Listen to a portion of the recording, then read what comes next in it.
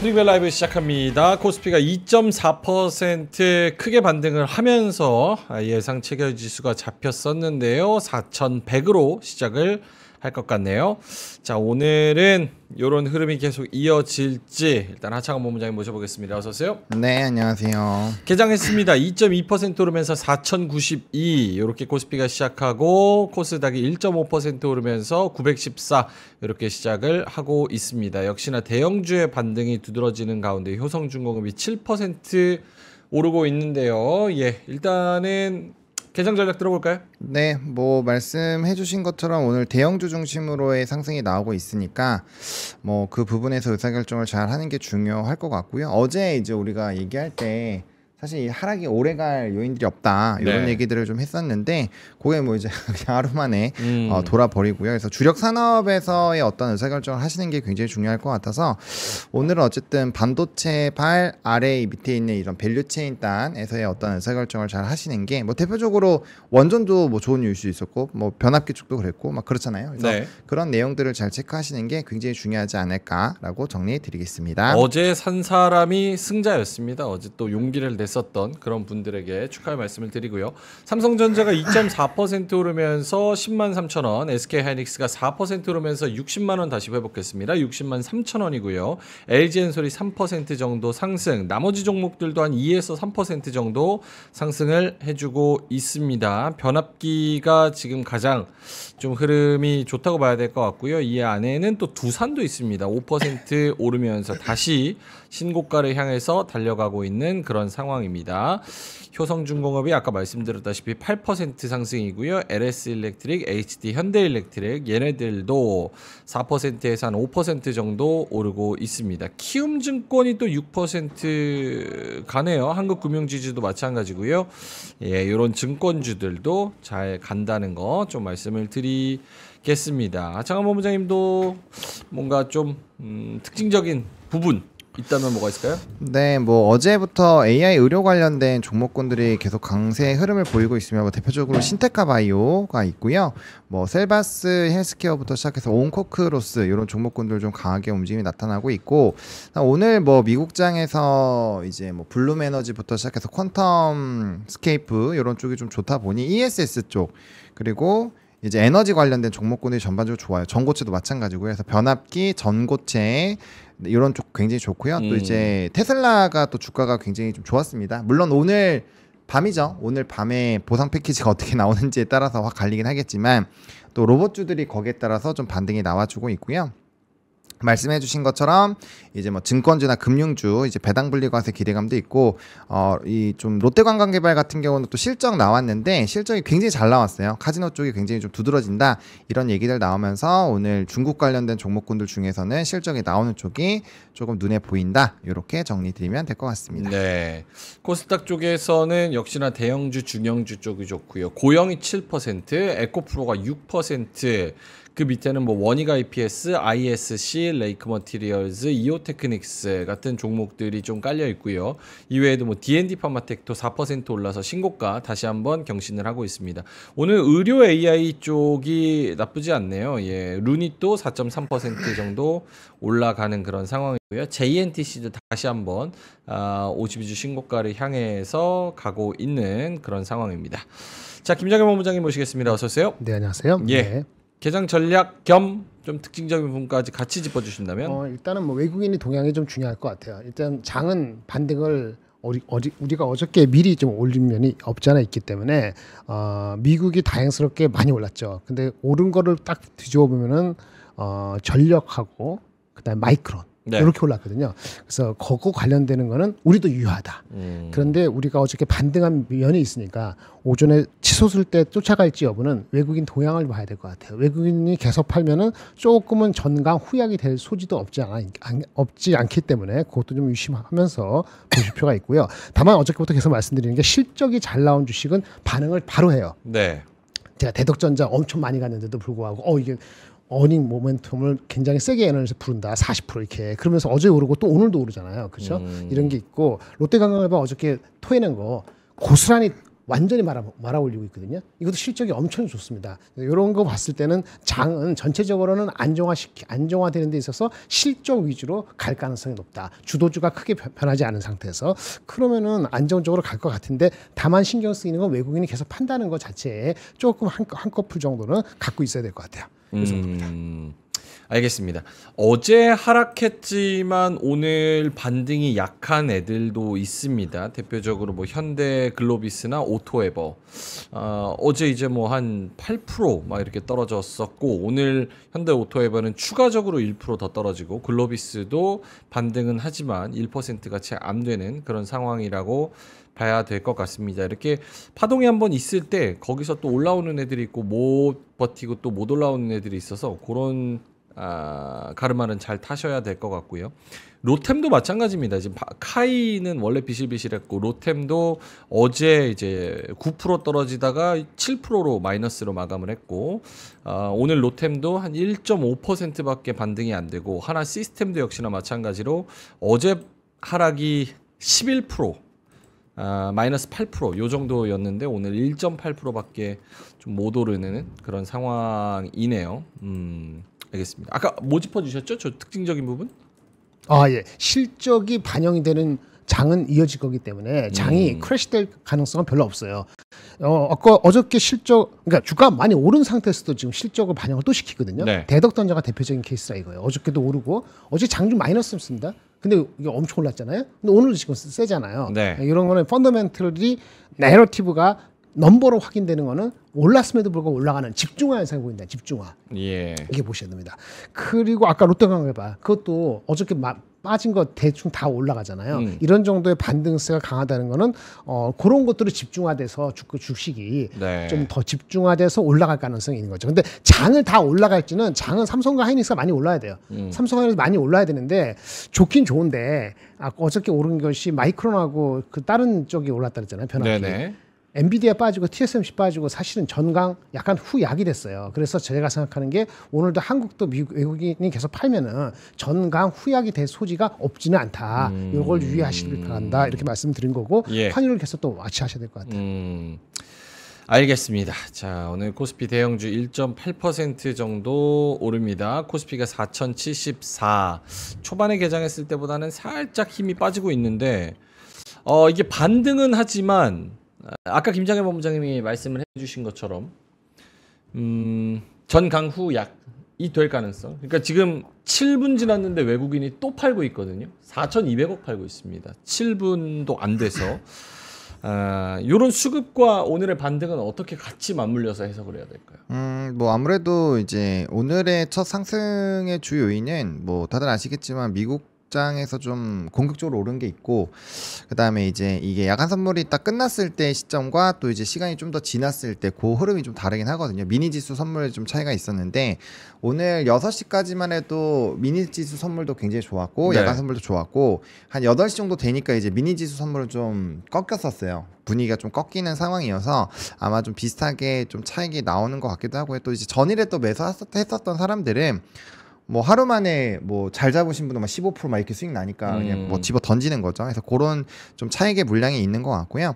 오늘 중요한 거는 말씀 주신 것처럼 프로그램 비차익 순매도랑 그다음 외국인 수급인데 현재 시점에서의 수급 상황을 보시면 여전히 순매도 부분이 이제 하이닉스랑 삼성전자가 제일 많이 팔거든요. 그리고 프로그램이 아까 장 초반까지만 하더라도 삼성전자는 샀었어요. 삼성전자가 원래는 장 초반엔 샀는데 지금 매도로 돌아섰거든요. 예. 이렇게 되면은 프로그램 매도에 대한 부담감이 굉장히 커져요. 그러면은 이제 장중에 이게 돌아서는지 봐야 되고 만약에 이 개별적인 품매가 안 돌아서면 전체 품매가 돌아서야 되거든요. 그러니까 그 두 개 중에서 하나라도 좀 뒤집지 못하면 수급에 대한 부담감이 좀 있고 아마 매수세가 살짝 좀 지켜보려고 할 거예요. 왜냐면 오늘 이제 저녁으로 또 넘어가면 테슬라의 이슈도 있고 그거에 따라서 또 이제 시장이 많이 바뀔 수가 있어서 지금은 이렇게 되면은 환율이나 이런 부담도 있어서 미국에서 어떤 좀 출렁거림이 있거나 아니면 네. 금요일 지나가면서 주말 사이에 갑자기 뭐 또 안 좋은 이슈 나오면 또 그거 대거 얻어 맞아야 되거든요. 그래서 음. 그런 부분들이 있고 또 전일에 또 워낙 사람들이 깜짝 놀랄 정도로 한번 패대기가 치니까 네. 섣불리 손이 안 나가는 거죠. 아, 이미 좀 음. 놓친 것 같기도 하고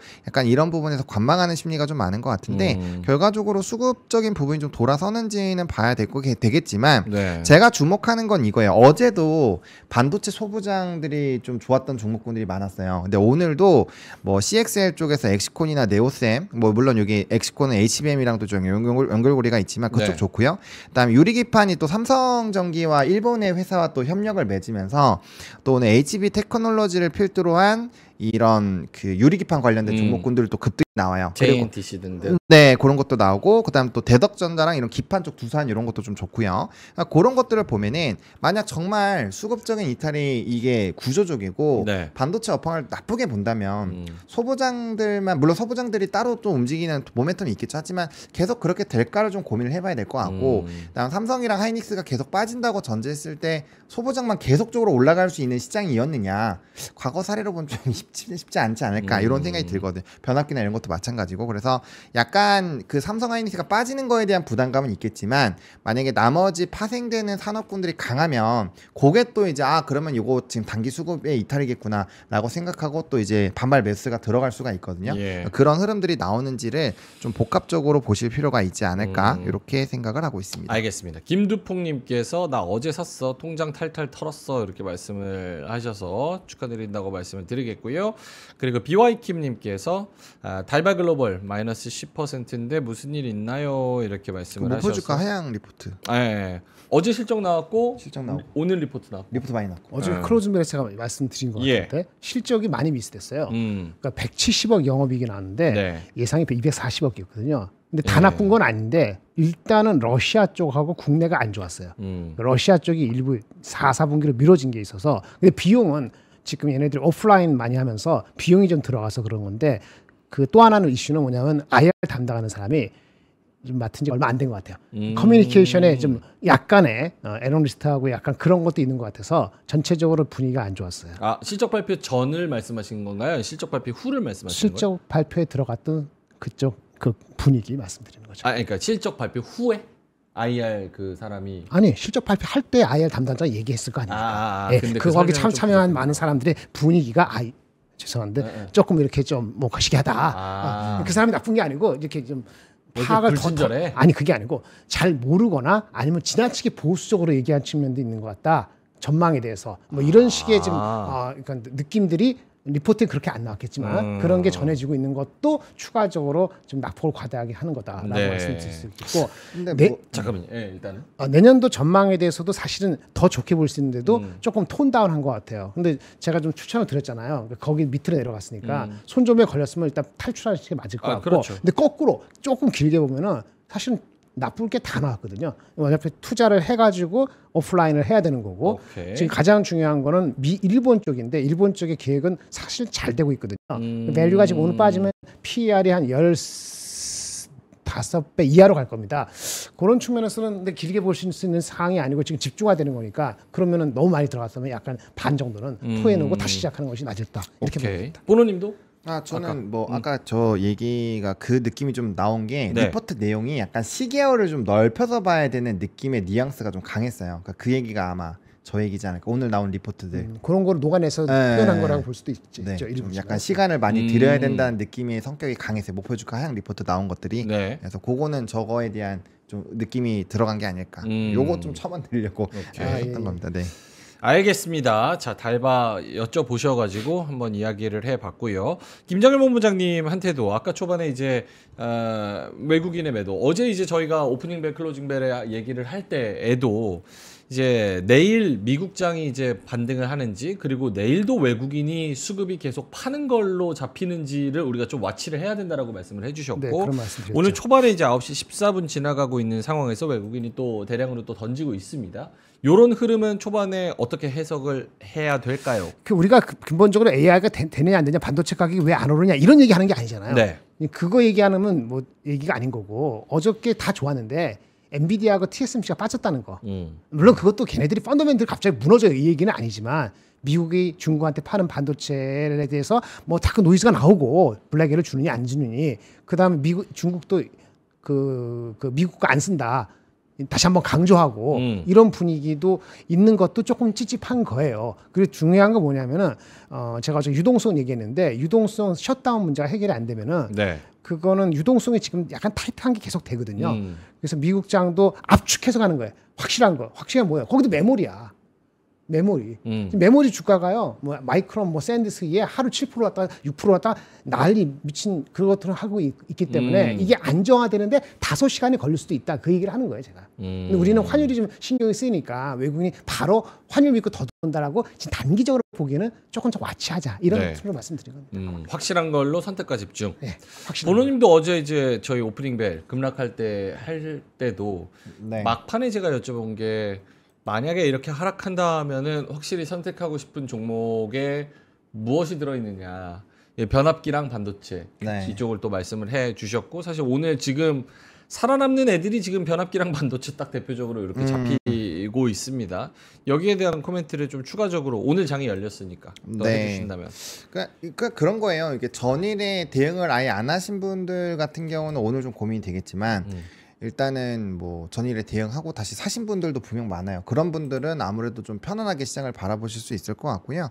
그러니까 저는 그 생각을 해봐야 될 것 같아요. 어제 그 출렁거리면서 어쨌든 회복이 됐고 결국엔 본질이 바뀌었느냐라는 부분에서는 좀 물음표고 오늘 마이크론 테크놀로지가 거의 9% 정도 올랐어요. 네. 근데 그 종목이 막 목표 주가 상향도 나오고 있고 디램 가격 자체도 좀 자극적으로 한 6, 7% 정도 올랐고 그다음 4분기 판매가 가격 인상에 대한 기대치가 지금 굉장히 높아진 상황이거든요. 그러니까 만약에 마이크론이 계속 올라가는데 우리나라의 삼성과 하이닉스만 과연 안 좋을 수 있을까를 좀 생각을 해봤을 때 저는 개인적으로 그러기엔 좀 쉽지 않다라는 방향으로 보고 있어요. 그래서 좀 어제 어느 정도로 이렇게 뭐 한번 핑퐁을 해보신 분들 같은 경우에는 네. 좀 굉장히 편안하게 바라보실 수 있지 않을까라고 보고 있고요. 변압기는 압도적으로 쇼티지예요. 그리고 그거에 대한 본질 자체가 바뀌지 않았기 때문에 결과적으로 거기도 좀 긍정적인 흐름이 나오지 않을까라고 생각을 하고 있습니다. 네. 네. 자, 코스피가 1.6% 정도에서 조금 숨고르기를 좀 하는 것 같네요. 막 떨어지다가 지금 외국인도 잠깐 4,500억 정도에서 매도를 좀 멈췄고요. 4,043까지 조금 밀리다가 다시 살짝 반등을 좀 해주고 있는 그런 상황입니다. 외국인이 밀면 밀리네요. 그래서 외국인이 매도를 더 거세게 하면 좀 밀리는 그런 상황인 것 같고요. 오늘 환율이 지금 1,444원, 1,443원 30전 이렇게 진행이 되고 있거든요. 여기 김정일 본부장님 코멘트 해주신다면? 뭐 환율 내려갈 이유가 없죠. 또 달러 지수가 강한데. 그럼 뭐 그리고 오늘 또 뭐 나왔죠? ADP 민간 고용 지수가 엄청 잘 나왔어요. 네. 42,000명이 증가됐는데 원래보다 2만 명이 더 늘어났거든요. 물론 이것도 이제 어느 특정 분야 오르는 측면이 있기 때문에 이것만 가지고 무슨 민간 고용에 엄청나게 의미를 두는 거 아닌데 이거는 단기적으로는 그 금리 인하를 촉발시키지 않는 거죠. 경제가 좋은 거니까 10년물 국채가 올랐죠. 네. 그런 거인 거죠. 그러면 이제 달러가 금방 약세가 되지는 않겠죠. 그 원화가 빨리 강세가 되지 않겠죠. 그런 연장성산이라 보시면 됩니다. 네, 알겠습니다. 아, 참 요즘에 장이 정말 약간 카멜레온 색깔 같은 약간 진짜 다양한 다각면의 측면에서 바라봐야 되는 사람도 그렇고 사람도 그래요. 랭크도 그렇고 저도 그렇습니다. 어저께랑 오늘 너무 다르잖아요. 아 그래요? 완전히 그 늑수리 하다 갑자기 이렇게 오늘 딱 제 시간에 왔죠. 양복 입고. 그러니까 뒤에 뭐 있냐는데 뒤에 아무것도 없잖아요. 아무것도 없잖아. 예, 집에 가야 되는데 양복 딱 입고 왔잖아요. 예. 그러니까 다각면으로 봐요. 그렇지, 예. 아, 오늘 뭘 여쭤보고 싶냐면 코스피가 반등은 하는데 이게 주로 여태까지 우리가 겪어왔던 시장은 상승을 급격하게 하고 쏠림 현상이 나타나고 상승 종목은 적고 하락 종목은 더 많은데 증시는 급격하게 올라가고. 그렇죠. 근데 지금 그제 어제 급락하고 오늘 반등하면서 특이하게 전반적으로 매기가 좀 많이 퍼지는.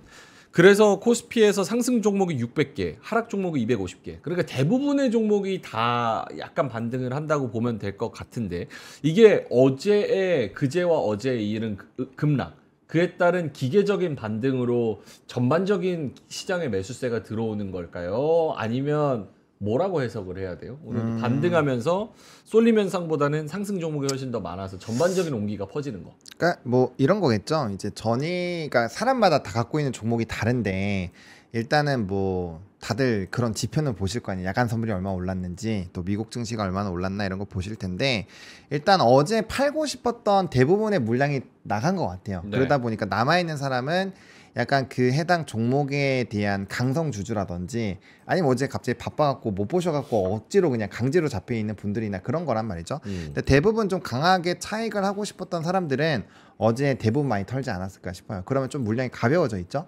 그리고 만약에 시장 분위기가 내가 겁먹었는데 그거보다 좀 괜찮은 것 같다라고 생각하면은 그 사람이 갑자기 뭐 삼성전자 사던 사람이 뭐 갑자기 알테오젠 사진 않는단 말이에요. 그렇기 때문에 그걸 다시 사겠죠. 내 종목이 뭔가 다시 갈 것 같으니까 네네. 꼬모를 느끼고 싶지 않아서. 그렇지. 그래서 그런 부분에서의 반대 수급 정도로 보시면 될 것 같고요. 그래서 오늘 개인 수급이 좀 있는 것 같은데 이거에 대한 신뢰도는 결국에 이제 시장 자체가 뭐 프로그램이나 외국인이 그냥 이렇게 프로그램을 밀어버리면 또 분위기가 좀 안 좋아질 거란 말이에요. 그럼 이제 사람들은 혼란스러운 거죠. 이상하다. 뭐지? 어제도 뭔가 산업에 문제가 없었는데 박살났는데 이거 또 이렇게 되는 거 아니야? 약간 이런 불안함이 막 느껴질 수 있단 말이에요. 근데 이제 아까도 말씀드렸지만 그런 심리가 만약에 미니지수 선물에서 분위기가 좋으면 이게 막 플러스 0.6 막 이렇게 플러스 1% 이래요. 그러면 네. 미국장이 오늘 오를 거니까 괜찮아 이런 심리가 생길 텐데 얘가 지금 보합권에 있단 말이에요. 그럼 사람들의 생각은 이거 테슬라랑 이런 거에서 박살나면 이거 좀 애매한데 약간 이런 생각을 할 수 있단 말이죠. 그러면 이제 중심을 잃는 거예요. 그럼 이제 종목별로 흔들리면 이제 막 팔고 막 난리가 나는 거죠. 그래서 오케이. 제가 생각했을 때는 지금 좀 중심을 잘 잡아내는 게 중요한 것 같고 그 다음에 지금의 심리는 그런 부분들의 내용들이 들어오면서 전반적으로 올라가는 그런 분위기처럼 보이는 게 아닐까. 이렇게 말씀을 드리겠습니다. 네.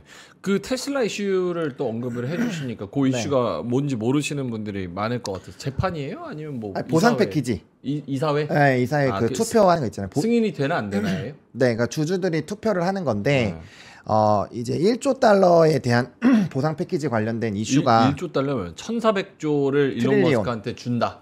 그렇죠. 보상안 해서 거기 안에 뭐 로봇이라든지 뭐 자율주행이라든지 이런 여러 가지 성과가 이루어졌을 때 그 보상안을 주는 건데 그만한 돈을 주려면 당연히 엄청 회사가 커져야 되잖아요. 그쵸. 그러니까 그런 상여금을 줄 건지 말 건지인데 일단 제가 알기로는 테슬라 주주들은 대부분을 찬성하는 걸로 알고 있어요. 그리고 이사회에서도 이제 일론 머스크에 대한 부분에서 이제 나가면 좀 타격이 있다 이런 얘기를 하면서도 또 내부적으로는 이게 안 됐을 때 대체할 CEO를 이미 또 구해 놓기도 했다는 기사가 이미 나와 있어요. 아 그래요? 네, 그래서 요 결과값이 어떻게 나오는지에 따라서 테슬라는 좀 많이 갈릴 것 같고 제가 봤을 땐 테슬라에서 만약에 일론 머스크가 나가면 전 주가 진짜 많이 떨어질 거라고 생각을 하고 있거든요. 그렇기 때문에 이게 좀 어떠한 특정한 트리거가 될 거고 만약에 테슬라가 급락이 나온다. 그럼 당연히 시장 분위기가 안 좋을 거니까 네. 그런 부분들을 좀 잘 체크해 볼 필요가 있지 않나라는 생각이 있습니다. 알겠습니다. 유저님께서 53 패키지가 뭐냐고 보상 패키지죠? 보상 패키지. 네, 53 패키지는 오징어 삼겹살, 오삼 밀키트, 불고기. 밀키트. 53 불고기. 그게 그게 53 패키지. 배고픈가 보다. 네, 53 시장하시냐. 패키지 맛있죠? 목이 아파가지고 오징어. 발음이 잘 안 된다. 아니요. 제가 약간 뭉갰습니다 발음을. 보상 패키지입니다. 알겠습니다. 9시 13분 지나가고 있고요. 김장열 본부장님도 힘이 계속 빠지네요. 이게 외국인이 더 매도를 늘려서 지금 5천억 가까이 매도를 때리고 있고요. 지금 밀면 밀리는 장입니다. 그래서 짧게만 여기 뭐 저는 효성중공업하고 하이닉스만 보고 있어요. 그럼 효성중공업이랑 장이 무너지지는 않으니까 괜찮습니다. 어저께 그 마이크론이 9% 올랐잖아요. 근데 그 전날 7% 빠졌어요. 그리고 어저께 하이닉스가 마이너스 9에서 거의 보합 마이너스 1% 끝나고 오늘 3%니까 마이너스 6% 빠졌잖아요. 네. 한국 엄청 잘하는 거예요. 효성중공업 목표 주가가 300만 원인데 제가 곱하기 할 때 얼마나 했죠? 곱하기 0.8, 240만 원이 단기적인 어떤 허들이 될 소지가 있다 그랬잖아요. 이걸 뚫으면 살아 있는 거예요. 그래서 효성중공업하고 하이닉스만 보면 됩니다. 효성중공업은 이제 베리에이션상 약간 부담이 있을 수 있다는 얘기가 들어온 상태에서 목표 주가 곱하기 80%, 240만 원에 키고 삼성 하이닉스는 60만 원을 버티는가 저는 그걸 보고 있는 거거든요. 그래도 어쨌든 마이크론보다는 좋은 회사니까 마이크론이 마이너스 7% 플러스 9, 우리는 한국은 마이너스 9에서 플러스 11 된 거니까 그 정도면 오케이예요. 근데 문제는 다른 것까지 가느냐, 다른 것까지 예를 들어서 다른 것까지 가느냐여서 아까 환율 얘기했고 외국인이 그러면 왜 그러면 전체적으로 아침하고 저녁하고 좀 달랐을까 본다면은 하이닉스하고 효성중공업 그다음 실적이 확실했던 뭐 대덕전자, 롯데관광개발 이런 거 말고는 그렇게 계속 달라붙는다고 생각을 안심하고 들어가면 안 된다. 물론 이러다가 갑자기 혹시라도 마이너스 2% 되면은 마이너스 0.5% 되면 그때 사면 되지. 어저께도 마이너스 6%였을 때 사이드카 났을 때 사는 게 맞지. 어저께 끝날 때 종가에서 달라붙는 거는 갑자기 그거는 또 약간 리스크를 안는 거거든요. 네. 그런 거를 좀 가늠해서 하자. 펀더멘털이 바뀌었다는 얘기를 하는 건 아닙니다. 예. 알겠습니다. 두 분한테 요거 정말 보노님한테만 짧게 여쭤볼게요. 예. 지금 네. 좀 재밌는 현상이라고 봐야 될 것 같은데 네. 최근 며칠 동안 외국인이랑 그 개인이랑 박 터지게 싸우고 있어요. 요거 오늘도 보시면 요거 한번 화면 한번 보여주세요. 정말 좀 약간 지저분하다고 생각을 하실 거예요. 지금 코스닥의 요 수급을 보면 위에 빨간 게 외국인이고 아래 파란 게 지금 개인이거든요. 근데 완전히 데칼코마니죠. 그냥 그대로 데칼코마니입니다. 그래서 외국인이 팔면 개인이 사고 외국인이 사면 개인이 팔고 이런 식으로 데칼코마니. 이 중에서 만약에 기관이 같이 판다. 이러면 밀리는 거고. 헬게이트죠. 예, 똑같은 상황에서 왜 기관이 사준다. 이러면 올라가는 거고. 지금 이제 이건 코스닥이고 코스피에서도 여기서 지금 개인이 사는데 기관이 같이 사주니까 지금 조금 0.5% 버티고 있는 그런 상황인 건데 선물 시장에서도 마찬가지입니다. 예, 여기서도 지금 완전 데칼코마니죠. 개인이 사면 외국인이 팔고 외국인이 사면 개인이 팔고 이렇게 데칼코마니의 현상 나타나고 있습니다. 이 박터지는 싸움의 지금까지의 승자는 누굽니까, 보노님? 최근에는 개인이 더 성과가 좋은 것 같아요. 왜냐하면 뭐 하이닉스 같은 경우도 외국인이 다 털 때 개인이 사가지고 많이 올라가기도 하고 하는데, 그러니까 이거를 지금 이제 좀 고민이 되는 게, 원래는 뭐 반도체에서도 삼성과 하이닉스가 뭐 주고받으면서 수급이 안 나가면서 개인이 받으면 그래 이건 뭐 강세장의 특징이니까라고 해소를 해도 되는데. 지금은 계속 연속적으로 뭐 아직까지는 삼성에서 그렇게까지 많이 나가진 않았습니다만 그래도 요즘에는 하이닉스에서는 정말 많은 한 4조 이상이 나갔고, 그다음에 삼성에서도 이제 최근 몇 거래일 동안에는 거의 1조 정도가 나가기 시작을 하고 있어요. 그러면 이제 우리가 지난 작년 6월에서 7월 넘어가기 시작하면서 이제 반도체 수급이 어마무시하게 빠지고, 그 다음부터 이제 고점을 갱신하면서 고점을 이제 뚫고 내려오면서 완전 박살이 났었는데, 만약에 계속 그 외국인 수급과 프로그램이 밀고, 특히나 이제 삼성전자 자체에 들어가 있는 프로그램 매수가 엄청 많아요. 네. 근데 그게 만약에 밀려버리면 개인이 엄청 고생을 하겠죠. 네, 그러니까 그 생각은 하시긴 해야 될 것 같아요. 근데 그 변수를 뒤집는 요인들은 또 많이 있습니다. 어제랑 달라진 건 하나도 없어요. 물론 오늘 ADP 민간 고용이랑 이제 ISM-B 제조업 지수 이런 것들이 좋았고, 또 한편으로는 많이 부각은 안 됐지만 6억 연연에서 나왔던 부채 보고서에는 또 개인 그 카드 연체 이자율이 지금 또 역대급으로 올라와 있거든요. 네. 거기에다가 이제 ADP도 뜯어보면은 그 1인부터 5인 뭐 이렇게 좀 소규모 업장들이 되게 박살 나 있어요. 그렇기 때문에 그게 이제 개인 소비가 안 좋아지면 결국엔 소비자 부분에 문제가 생길 거고, 미국은 이제 소비의 나라인데 소비를 안 하면 당장에 이런 문제가 생길 수 있다, 이런 얘기도 있거든요. 네. 그런 것들이 언제든지 사실 가스라이팅이 나올 수 있는 상황이라 요거는 좀 많이 고민을 해보셔야 되지 않을까 생각합니다. 그러니까 이 단기적인 출렁거림을 그냥 다 뚜껑 맞을 건지 아니면은 그냥 보내줄 건지 약간 이런 것들에 대해서 고민을 한번 해보셔야 되죠. 만약에 이런 상황이 펼쳐진다면, 그러니까 외국인이 계속해서 밀어버리고 미국 쪽 상황이 정치적으로라든지 경제적 혹은 기업단의 상황이 좀 안 좋아져서 한국 시장도 같이 막 밀려버린다. 그럼 급격하게 올랐기 때문에 또 급격하게 떨어지는 현상이 또 나타날 거고, 외국인은 지금 4,000선 위에서 계속 팔아가지고 개인한테 물량을 다 넘기고 3,000선 중반까지 또 밀려버리는 이런 현상이 또 나타날 수도 있죠. 있을 것 같습니다. 네, 그러니까 추세가 깨지면 당연히 대응이라는 걸 해야 되고요. 특히나 완전 고점에서 이제 뒤늦게 포모아서 사신 분들은 당연한 거예요. 이거는 진짜 어떤 사람이 나도 똑같이 얘기해요. 당연히 대응을 해야 되는 거예요. 왜냐면 내가 들어간 시점이 틀렸으면은 쿨하게 인정해야 돼요. 어쩔 수가 없고요. 그 다음에 다시 그 뭐 아까 3,600 중반대 뭐 이게 뭐 2,000 이렇게 떨어지진 않을 테니까 지금 상황으로 놓고 보면은 좀 어느 정도 떨어지면 그때 다시 리벤지를 할 준비를 해야죠. 네, 그렇게 생각하는 게 맞을 것 같습니다. 브릴리언트 리더님께서 말이 씨가 된다, 안 돼, 이렇게 말씀을 하셔서 퇴퇴퇴 하겠습니다. 퇴퇴퇴. 예. 김정일 본부장님한테 요거 한번 여쭤볼까요? 네. 급락에서 반등을 못 해주고 있는 종목들. 네네. 대표적으로 제가 지금 마음에 두고 얘기하는 거는 조선주. 네네. 네, 지금 보시면은 요거 한번 볼까요? 화면 한번 보여주세요. 뭐 HD 현대미포도 마찬가지로 25만 원 찍고 지금 4거래일째 하락하면서 4거래일째 음봉이 지금 나오고 있는 그런 상황이고 25만 원에서 21만 원 초반까지 좀 떨어졌고 하나오션도 마찬가지입니다. 어제 이제 7% 마이너스 장중에는 12%까지 갔다가 마이너스 7%로 마감을 했고 오늘은 보합권까지 지금 못 올라와 주고 있는 그런 상황입니다. 그리고 나머지 애들도 또 마찬가지예요. 한조회는 마이너스로 들어갔네요. 이제 그제 마이너스 5% 그리고 어제 마이너스 6% 그리고 오늘 마이너스 1% 이렇게 해서 지금 추세를 깨고 좀 내려가고 있는 그런 상황이고 다른 애들도 역시나 마찬가지입니다. 그래서 이런 종목들 하락에 반등을 줬을 때 같이 반등하지 못하는 애들 특히나 이제 조선주 같은 애들은 일단은 이게 파도니까 한 파도가 지나가면서 어느 정도 기간 조정을 거치는 스테이지로 좀 들어간다고 봐야 되는지. 근데 그렇게 보는 게 맞겠죠.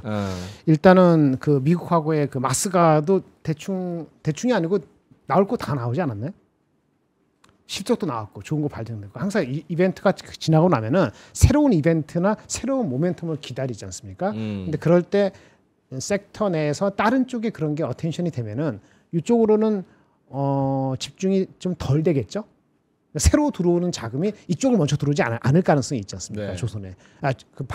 왜냐면 변압기도 많이 빠졌지. 반도체도 많이 빠졌지. 네. 근데 이쪽에 먼저 모멘텀을 갖고 새롭게 들어오는 사람이 들어갈까요? 기존에 갖고 있는 사람들이야 비중이 내가 50% 있지 않은 이상에 아예 좀 더 가져가 봐 이럴 수도 있겠지만 네네. 뭐 그런 쪽의 우선순위에서는 먼저라고 단기적으로 얘기하기는 좀 어렵지 않을까라는 정도는. 알겠습니다. DK 올림께서 아주 날카로운 질문이었다고. 뭐 드세요? 목이 너무 아파갖고 아까부터 배도라지. 왜 이렇게 몸이 안 좋아? 배 장이 안 좋아서? 목이 안 좋대잖아. 응. 왜 안 좋냐고? 응. 아 왜 이렇게 안 좋아요? 맨날 장 아프고 그냥. 저 지금도 배 아파요 사실. 화장실 가고 싶은데 그래요? 이게 큰 게. 사람이 평판이 중요한 게 어제 늦으니까 내가 난리 오늘 지금 났다고. 이거 지금 나 배 아파 죽겠는데 화장실을 못 가겠네. 갔다 와요, 빨리. 갔다 오세요. 안돼 안돼 갔다 와요. 안돼. 아 장도 볼 거 없어. 어제 쿠사리 먹었어 작가님한테. 왜 이렇게 늦냐고. 그거랑 이거랑 다. 사람이 아니, 그래서 급하면 오늘은- 갔다 와요. 아니요 참습니다. 이제 모두 다 이겨냅니다. 그렇지. 근태 오케이. 중요합니다. 사람이 그러다 일단 몰래 나가지 말고 빨리 빨리 갔다 와요. 빨리 싸고 오세요. 이미 던져놓은 이상 가면 똥쟁이가 되기 때문에 전혀 저는 그럴 생각이 없습니다. 빨리 싸고 오래. 자, 목 아프셨는데 자꾸 말씀 시켜 죄송합니다. 얘기하러 나왔어요. 일단은 그 어제 저희 클벤에서도 얘기했거든요. 네네. 조선, 방산, 원전, 뭐 변압기, 반도체, 뭐 이렇게 최근에 몇 달 동안은 상승을 쫙 주도했었던 애들 있잖아요. 네. 그 중에서 지금 원전, 조선, 요런 애들은 떨어지면서 지금 반등하는데 힘이 부족한 게 여실히 느껴지거든요. 요런 애들은 지금 어떤 스테이지로 들어가고 있는 건가? 지금 고민을 하시는 분들은 네네. 지금 요게 분위기가 어떻다고 판단을 해야 되는 건가? 글쎄요. 지금 조선이라고 하면은 이제 한국조선 해양을 먼저 봐야 되는데 화면을 좀 보여주시면 물론 고점에서 좀 눌리긴 했죠. 근데 글쎄요. 이게 완벽하게 추세가 깨졌다라고 보기엔 좀 애매한 게 한국조선해양 같은 경우도 이전에도 올라가다가 어쨌든 60선은 잘 안 깨는 종목이거든요. 그래서 추세로 보면은 기준점이 60일선이 되기 때문에 이게 완벽하게 깨졌다라고 보기가 좀 애매해요. 그리고 이제 주봉이랑 월봉상으로 보더라도 그러니까 지금 월봉상으로는 5월선도 안 깨졌거든요. 그래서 사실 장기로 봤을 때는 추세가 완벽하게 깨졌다고 볼 만한 요인이 없고 또 산업적으로도 뭐 나머지 도크 잘 차이는 건 좋은데 좀 요즘에 걸리는 게 그런 내용들이죠. 그 내년에 선박 발주가 총량이 좀 준다. 한 15% 정도 주는 걸로 기사가 나와 있는데 그런 것들로 인해서 약간 좀 모멘텀에 두나? 왜냐면 마스가라든지 이런 것들은 다 나와 있고 그럼 추가적으로 우리가 그런 선박 발주라는 전방적인 향후 흐름이 안 좋아지는 거에 대한 또 돌릴 수 있는 확신이 있어야 되는데 그 확신의 아이디어는 뭐 미국이나 이런 것들은 다 들어갔단 말이에요. 네. 그러면 이제 추가로 나올 수 있는 게 뭐 모잠비크나 카타르에서 나오는 뭐 대규모 수주라든지 이런 것들이 나와줘야 되는데 아직 안 나오고 있으니까 거기에다가 이제 주가가 좀 조정이 나오니 약간 애매한가 이런 느낌이고 그 다음에 이제 그것도 있어요.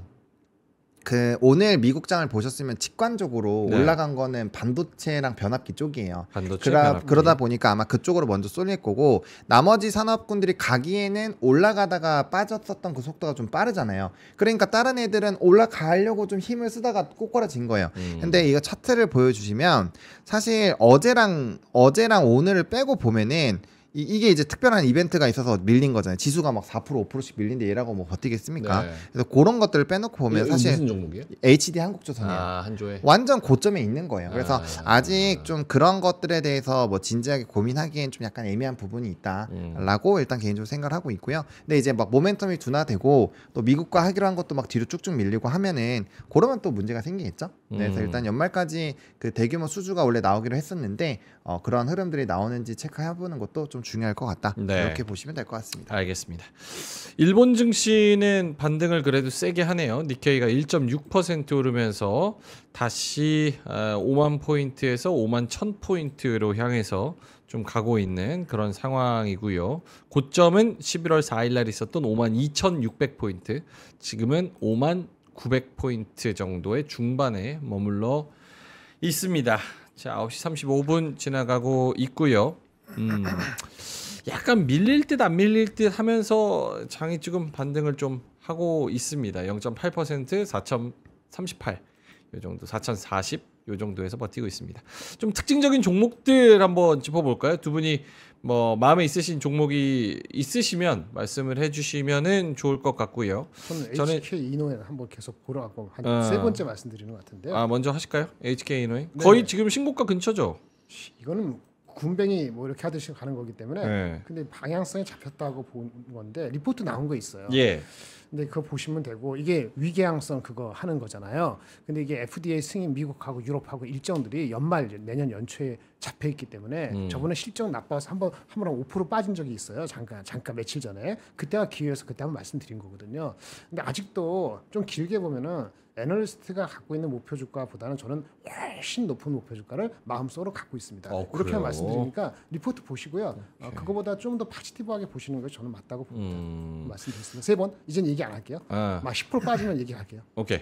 HK 이노엔 사실 한참 전부터 말씀을 해 주셨고요. 지금 뭐 꾸준히 올라오면서 51,500원까지 오늘도 코스닥 대형주에서 상승률 3위 기록을 하고 있습니다. 말씀을 하셨으니까 하장원 본부장님한테 또 여쭤볼게요. 지금 제약바이오 분위기가 꽤 좋습니다. 오늘도 리가켄바이오, ABL바이오 뭐 이런 종목들 지금 3% 정도 플러스 마이너스로 올라오고 있는데 사실 장이 급락할 때 같이 한번 흔들렸다가 그래도 상승 추세를 계속 유지해 주는 게 지금 제약바이오 애들이거든요. ABL바이오도 마찬가지고 지금 저 리가켄바이오도 10월달 들어서 10월 중순부터 지금 11월 초 중순 넘어가는 때까지 계속해서 좀 올라와 주고 있고 HK이노에는 또 말씀을 해주셨고 제약바이오가 이렇게 시장이 불안불안하다 그리고 한번 대장주들의 코스피 대형주들이 한번 휩쓸고 갔으니까 이제 얘네도 한번 건드려 볼까라는 그런 투심 이런 것들이 좀 들어온다고 봐야 돼요.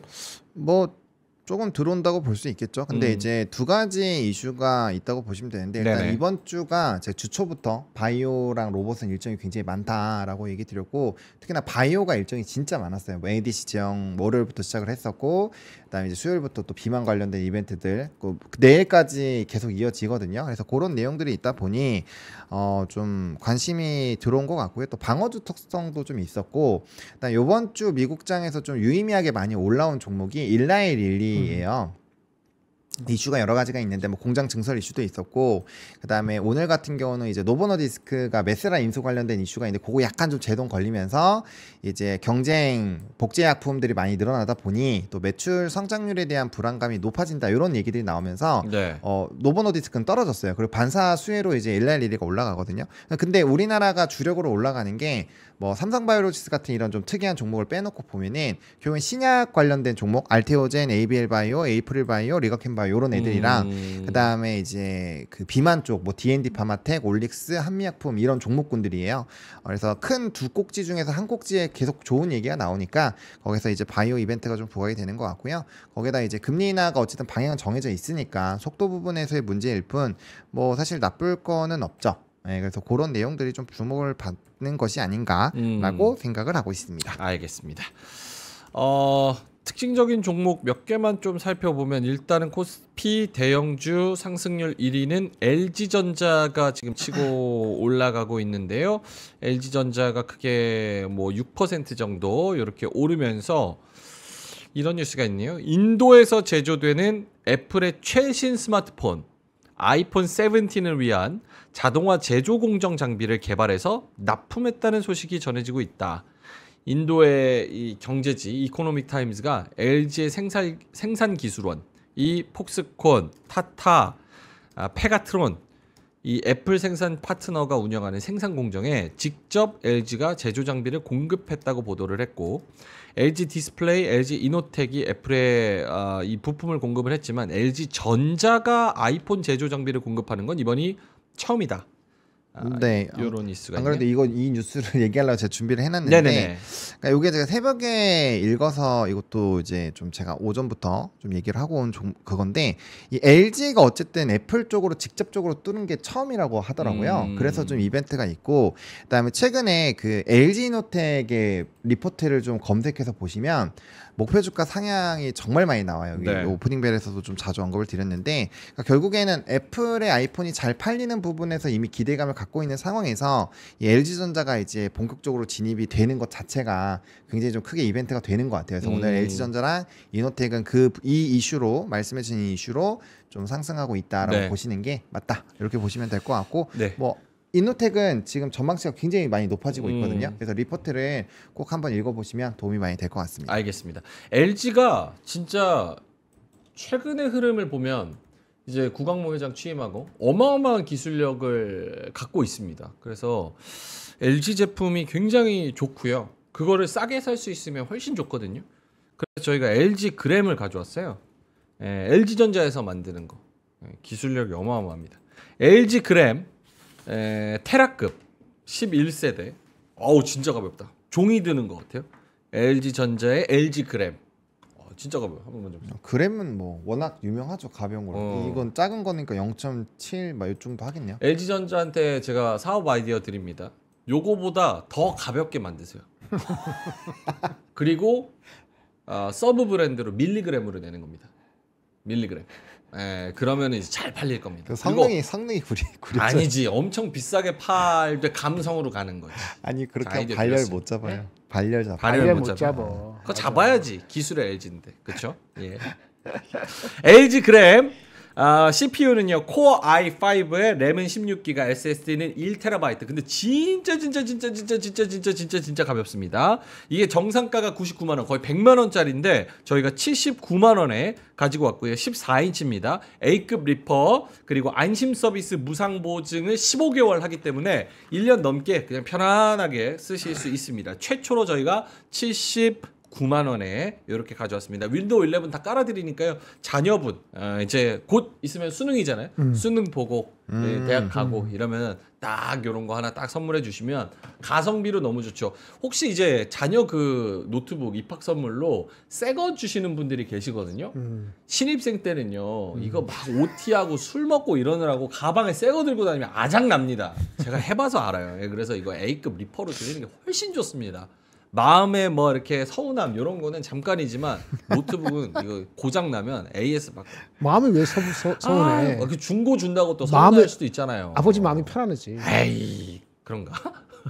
주머니는 플러스 좀 마이너스 편안한 거. 똑같죠. 예, 알겠습니다. 자 그리고 LG랑 쌍두마차인 삼성 갤럭시 태블릿 노트북을 가져왔는데요. 삼성 갤탭 A6고요. S펜 요거 같이 드립니다. 펜 어디 있어? 펜을 안 주셨네. S펜까지 같이 여기 있네. S펜까지 이렇게 같이 드립니다. 요거 최초로 9만 원대로 드려요. 이거 그럼 9만 원 가져가시면 돼요. 그냥 이거 9만 원. 와 주식으로 9만 원 벌기 얼마나 쉽습니까? 그거 그냥 잠깐 딸깍딸깍 해가지고 요거 하나 사면 되잖아요. 얼마나 좋아요. 와 10인치 대화면이고요. 넷플릭스 보고 강의 듣고 이렇게 세워두고 이렇게 하면 너무 좋고 내가 이제 저 자식놈한테 노트북 하나 사주고 싶은데 얘는 이거 분명히 깨먹을 것 같다 싶으신 분들은 이거 태블릿 요거 강의 듣기 딱이거든요. 이건 이제 게임 같은 거 이런 거 잘 안 되니까 노트북 줘가지고 괜히 피파 온라인 하고 막 이런 사람들이 있거든요. 이 신입생 중에 요거 주시면은 이제 공부만 합니다. 그럴 땐 요거 9만 원짜리 아주 압축형으로 가져가시면 되고요. 고해상도 패널이고요. 정품 S펜까지 드리니까 32만 원짜리를 99,000원에 그냥 가져가시면 됩니다. 자, 고정 댓글에 링크 달아드리고요. LG 그램 그리고 삼성 갤럭시 태블릿 요거 싸게 가져가실 수 있게 저희가 준비를 해놨으니까요. 링크 타고 들어가셔서 한번 살펴보시고 한번 구매해보시면 좋을 것 같습니다. 자, 9시 45분 지나가고 있습니다. 시장에 대해서는 조금 이따가 마감 전에 또 이야기를 좀 해보도록 하겠고요. 코스피 1%대 상승 4,000에서 4,100 사이에서 계속 왔다 갔다 하고 있습니다. 외국인은 5천억에서 매도가 멈췄고요. 자, 그럼 두 분의 자료 한번 보겠습니다. 누가 먼저 하시겠어요? 나 이 자료는 오늘 좀 공들여서 하고 싶다 하시는 분. 먼저 하시죠. 제가 오늘 USB를 집에 놔두고 가고. 아, 그래요? 그럼 보면서 먼저 얘기해야 보노님 거 보면서 조금 네. 천천히 준비하시면 네, 됩니다. 네. 자료 한번 가시죠. 저는 오늘 이건데요. 그러니까 이제 이게 지면 뉴스로 나왔던 거예요. 그래서 오늘 이거 갖다가 조금 고민을 많이 하고 왔는데 이 얘기가 뭐냐면 결국 주도주를 이제 깔 거냐 그 얘기거든요. 그러니까 삼성전자 팔고 갈아탔어요는 주도주 중에 하나를 주도주 중에 핵심주를 팔았다는 얘기잖아요. 그리고 큰 손들이 도망간 곳은 이제 보험, 통신, 바이오인데 뭐 바이오는 사실 방어적인 성격을 갖고 있긴 하지만 명확한 일정에 따른 모멘텀이 있어요. 그렇기 때문에 모멘텀 투자이고 만약에 모멘텀 투자로만 접근을 하면 금방 다시 꼬꾸라질 확률이 높습니다. 급등이 나왔다가 왜냐하면 굉장히 많이 수급이 쏠려서 갈 거기 때문에 그럼 그걸 빼면 보험 통신인데 그냥 여러분들한테 그걸 한번 여쭤보고 싶다라는 거죠. 기사에 이렇게 나오고 있는데 주도주를 팔고 보험이랑 통신을 사고 싶으신지 여쭤보면 대부분이 노라는 얘기가 나올 거예요. 근데 만약에 이거를 딱 질문을 했는데 보험 통신 괜찮은 것 같은데 이런 얘기가 많이 나오면 그때는 주도주 정리해야죠. 그러니까 이게 투심을 알 수 있는 좀 중요한 포인트인 것 같아요. 근데 일단은 이런 기사들이 나오기 시작을 했다라는 거는 어쨌든 성장이 급격하게 나오던 것들에서 약간은 좀 제동이 걸릴 수 있다는 내용이 있고 요거에다 플러스 알파로 이제 같이 얘기가 나온 게 공매도가 역대급 12조 이상으로 지금 깔려있다 이런 얘기들이 있거든요. 네. 그리고 신용잔고도 좀 사실 그냥 수치로만 보면 자극적이잖아요. 그런 것들을 좀 보면 결국에는 약간 숏 포지션이 뭔가 확대될 수 있는 그런 내용들이 꽤 많아요. 꽤 네. 많은데 가장 중요한 거는 결국에 이제 반도체를 팔고 버려야 될 정도로 뭐 나머지 대외 변수가 사실 쉽지 않은 것들도 있지만 반도체 산업만 놓고 봤을 때 그리고 금리 인하라는 걸 놓고 봤을 때 과연 반도체가 빠질 수 있냐라는 거 이 질문을 제가 몇 개월째 계속 하고 있잖아요. 아니다라는 결론이 계속 나오거든요. 그렇기 때문에 이런 내용들을 보시고 또 마음 흔들려 가지고 주도주를 너무 성급하게 버리시면 펌모가 엄청 올 수 있기 때문에 오늘 약간 이렇게 좀 시장이 좋을 뻔하다가 좀 재미없을 때 김이 많이 빠지거든요. 네. 이런 막 주식창 보기 짜증나잖아요. 이럴 때는 산업 공부하면 되게 기분이 좋아져요. 네, 내가 이미 다 사놨잖아요. 사놨기 때문에 그래서 주도주를 계속 내가 들고 가도 되는 시장인지 그리고 그 반도체에서 어떤 문제가 있는지 그런 것들을 계속 체크해 보시면 도움이 될 것 같고요. 다음 기사는 국민연금입니다. 요즘 국민연금이 매매를 굉장히 잘해요. 돈 어마무시하게 많이 벌어가지고 우리 연금 고갈에 대한 걱정이 꽤 많았잖아요. 그 시기가 뒤로 많이 밀렸대요. 돈을 이번에 많이 벌어서. 그래서 연기금이 이제 국민연금이 어쨌든 하고 있는 이런 투자 방법들을 좀 참고를 해보시는 것도 제가 봤을 땐 굉장히 괜찮을 것 같아요. 이러면 이런 시장에서는 여러 가지 주력 수급들이 있지만 저는 개인적으로 외국인과 국민연금을 좀 많이 보는 편이거든요. 네. 특히나 국민연금은 요즘에 그렇게 많이 사지는 않아요. 그래서 사는 종목이 딱 명확하게 보여요. 네. 압축이 되거든요. 그렇기 때문에 그 부분을 좀 활용하시면 매매하실 때 좀 많은 도움이 되지 않을까 생각을 합니다. 네. 요것만 한번 짚고 갈까요? 지금 채팅창에서도 미래에셋 얘기를 되게 많이 하셔가지고 한번 짚어봐야 되기는 합니다. 이거 왜 이렇게 나왔을까? 한번 화면 한번 보여주세요. 미래에셋 실적이 아까 9시 반에 나왔어요. 꼬꾸라졌네. 박살났네요. 아니 근데 그냥 박살난 정도가 아니라 매출액이 YOY로는 22% 올랐거든요. 근데 2분기에 7조 7천억 나왔는데 3분기에 6조 6천억이 나왔어요. 근데 이제 뭐 아시다시피 3분기에는 시장이 나쁘지 않았거든요. 6월 6월 1, 2, 3, 4, 5, 6, 7, 8, 9월 시장이 나쁘지 않았는데 실제로 매출도 지금 QOQ로 13%가 줄었고 그리고 영업이익도 2분기에 5천억 나왔는데 이번 분기에 2,200억이 나왔어요. 추정치도 4천억 가까이였는데 거의 반 토막으로 나와가지고 QOQ로 55% 줄고 YOY로 40% 줄고 당기순이익도 역시나 QOQ로 해서 줄었네요. 4,050억인데 3,400억 이렇게 나왔습니다. 매출이 왜 이렇게 많이 줄었느냐 그리고 영업이익에 어떤 비용이 뭐 일회성으로 들어간 거냐 이런 부분이 조금 중요할 것 같습니다. 그래서 지금 미래에셋이 9% 빠지나요? 네, 9%좀 빠지고 있고 이 다음에 또 APR도 짚어야 되는데 여기에 대해서 뭐 코멘트 있을까요? 없었어. 뭔가 좀 이례적인 케이스. 그런 상황. 이상한 것 같아요. 왜냐하면 10월 30일에 키움증권이랑 NH투자증권에서도 실적이 나왔어요. 근데 영업이익 전부 다 예상치 상회이고 실적이 되게 잘 나왔거든요. 근데 미래에셋이 이렇게 안 나온 거를 보면 근데 얘가 엄청 대형 회사란 말이에요. 그러게요. 그래서 그렇게 안 나올 이유가 없는데 예를 들어서 뭐 키움만 잘 나오고 뭐 NH랑 뭐 나머지가 다 박살났다 이런 모르겠는데 대부분 전반적으로 금융주가 많이 그래도 버텼었던 주 요인 중에 하나는 실적이거든요. 네. 분명 그게 있었고 증권가 리포트를 보시더라도 증권주는 대부분 실적 전망치가 굉장히 높게 나와 있어요. 그리고 실적 기대감으로 가는 부분이 분명히 있었는데 이렇게 나오면 이건 좀 뜯어봐야 될 것 같은데 지금 이 실적 발표만 나오고 아직 나머지 내용이 뭐 커버가 된 게 하나도 없어서 또 희한한 일 하죠. 근데 네. 희한하죠. 근데 순이익은 더 잘 나왔어. 네, 그러니까요. 그래서 이거가 좀 뜯어봐야 단순히 될것 그 같아요. 영업 그러니까 특별 비용 처리 이슈만이 아닐 수도 있거든요. 매출 빠지고 영업이익이 빠졌기 때문에. 근데 분석이 나와야 될 것 같아요. 네, 이건 분석이 누군가 나와야 될 것 지금 같아요. 이 상태에서 네. 우리도 알 수가 없죠. 유감스럽게도 근데 순익이 예상치보다는 또 잘 나왔는데 잘 나왔어. QOQ로 대비했을 때 그 예상했던 거야. 2분기에 4천억 나왔는데 실제로 3,400억. 아니, 원래 예상이 3천억이었어요. 그러니까 2,933억 예, 요 정도였는데 그것도 더 잘 나왔어. 이게 영업이익이 빠지면 그렇게 빠지면은 순이익이 버텼다는 얘기는 영업 외단에서 엄청나게 뭔가 플러스됐다는 얘기거든요. 이상밖에 그것도 이상한 거지. 알겠습니다. 그쵸. 지금 커뮤니티에서도 좀 어리둥절이에요. 이게 둥절이네. 뭐야? 이게 지금 왜 이렇게 나올 수가 있나? 약간. 그럴 수밖에 없는 게 앞단에서 나왔었던 증권사들이 실적이 박살나면 모르겠는데 온라인에 하게 하는데 보통 잘 나와 있는 상황에서 이렇게 되면은 뭔가 이제 또 합리적인 음모론이 나올 수밖에 없죠. 이거 그런 되게 거 특이한- 감안해서 주가도 올랐잖아요, 사실은. 그렇죠. 셌기 네. 때문에. 그러니까 미래에셋이 실적이 이렇게 나오면 다른 증권주에도 영향을 줄 수밖에 없겠죠. 예, 다른 증권주도 지금 APR도 지금 8% 밀리잖아요. 그거 실적 여기도 발표는 실적 나왔고 나왔지. 3분기 영업이익 961억. 여기는 제가 지금 조고 확인을 못했는데 컨센서스 하회네요. 아 그래요? 컨센서스 하회요? 아닌데? 아닌데?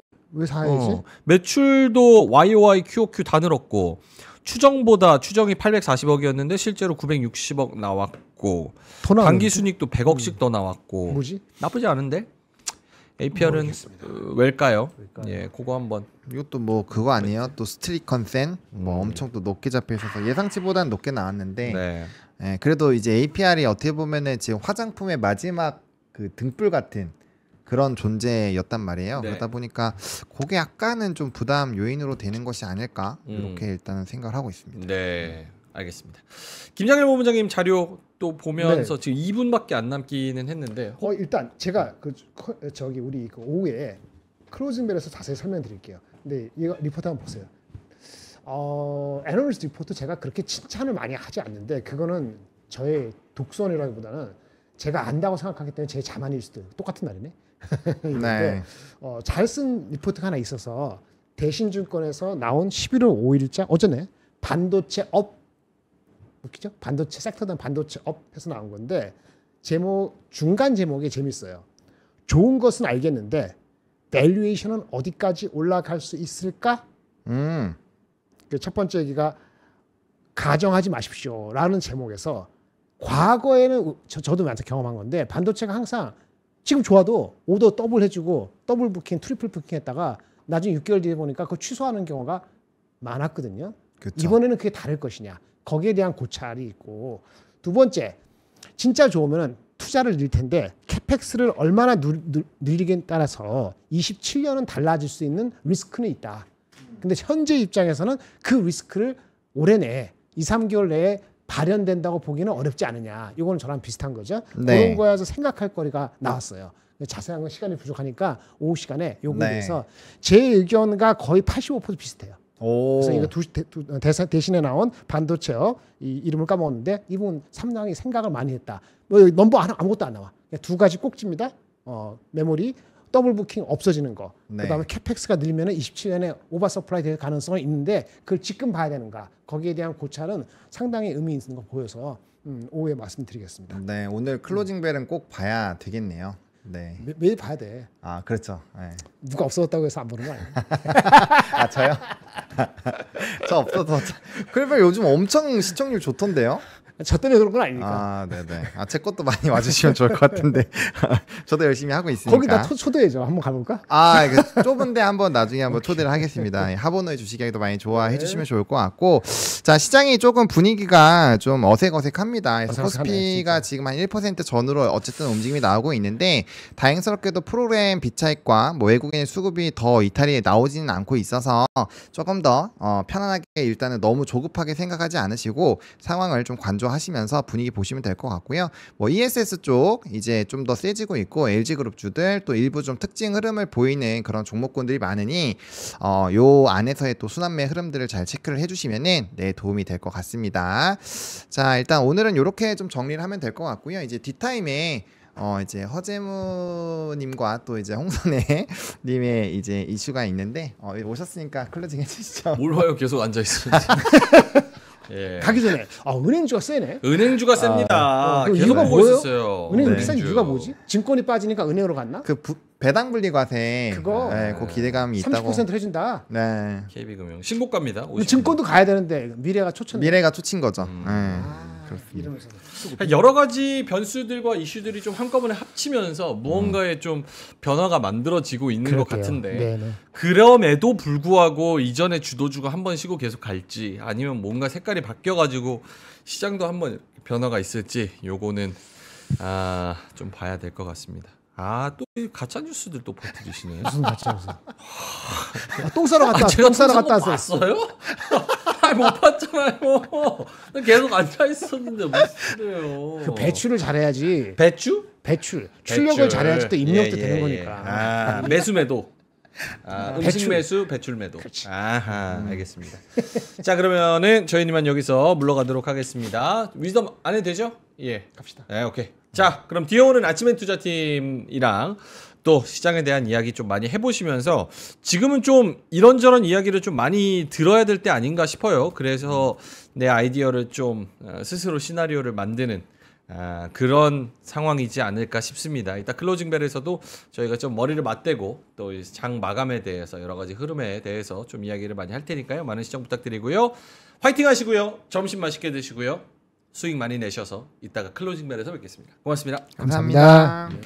이렇게 적은 금액으로 각 분야의 제일 전문가인 분들의 살아있는 지혜를 들을 수 있다는 게 굉장히 감사하다는 말씀을 너무 드리고 싶었어요. 저는 앞으로 이 위즈덤 컬리지가 계속되면 저는 여생을 함께하고 싶다는 생각을 많이 합니다. 여러분들이 보내주신 뜨거운 성원을 바탕으로 2026 학년도에는 더욱 깊이 있는 강의와 경험을 준비